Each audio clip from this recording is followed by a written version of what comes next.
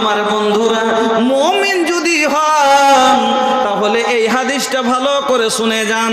আল্লাহর নবী বললেন, ইন্নাল মুমিনা ইয়ারা জুনুবাহু কান্নাহু কায়েদুন তাহতা জাবালিন।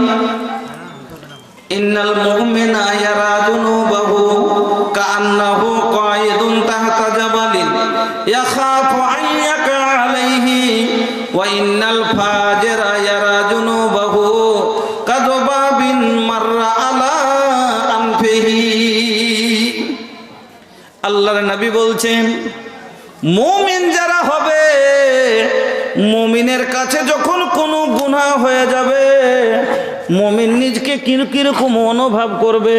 যেমন এই একটা লোক পাহাড়ের নিচে বসে আছে, একটা ঝুলন্ত পাহাড় আছে, একটা ঝুলন্ত পাহাড় আছে, আর লোকটা পাহাড়ের নিচে বসে আছে, ভয়ে খালি থরথর করে কাঁপছে যে এখন যদি এই পাহাড়টা পড়ে যায়, আমি পাহাড়ের নিচে চেপে যাব, আমি পাহাড়ের নিচে দেবে যাব, আমার জীবন শেষ হয়ে যাবে, আমার সব বরবাদ হয়ে যাবে।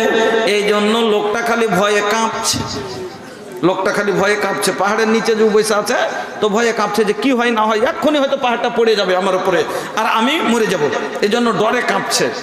ওই রকমই যখন কোনো মুমিনের কাছে গুনাহ হয়ে যায়, মুমিন ব্যক্তির কাছে যখন কোনো গুনাহ হয়ে যায়, ও নিজকে ওই রকমই মনে ভাবে।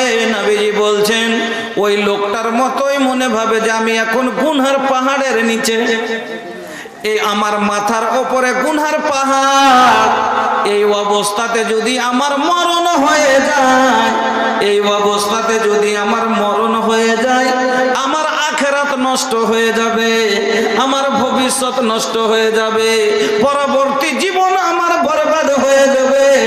আল্লাহর কাছে আমি কি জবাব দিব? এই জন্য ডরে তার ভিতরটা ওই রকম ভাবে কাঁপবে, ওই রকম ভাবে কাঁপবে। কিন্তু যারা ফাসেক ফাজের হবে, কিন্তু যারা ফাসেক ফাজের হবে, তাদের জন্য গুনাহ করাটা কিরকম? আল্লাহর নবী বলছেন, ওয়া ইন্নাল ফাজিরা ইয়ারা জুনুবাহু ওয়া ইন্নাল ফাজিরা ইয়ারা জুনুবাহু কাযবাবিন মাররা আলা আনফিহি। আল্লাহর নবী বলছেন, যারা ফাসেক ফাজির হবে তাদের জন্য গুনাহ করাটা আর লাখের ওপরের মাছি ভাগানো একরকম কোনো ব্যাপার নয়। যেমন একটা লোকের লাখের ডগায় একটা মাছি এসে বসেছে, হাত নাড়িয়ে দিয়ে যেমন মাছি হাঁকাটা কোনো বড় কথা নয়, একজন ফাসেকের কাছে গুনাহ করাটা কোনো বড় ব্যাপার নয়। মাছি হাঁকাটা বড় কথা? মাছি বসলো ভাগ্যে দিলাম, ওই রকমই কি ফাসেক ফাজেরের আগে কাছে দূর এ বুঝলে কি হবে, বুঝলে ছোট মোটো গুনাহ, গুনাহ করাটার জন্য বড় ব্যাপার নয়।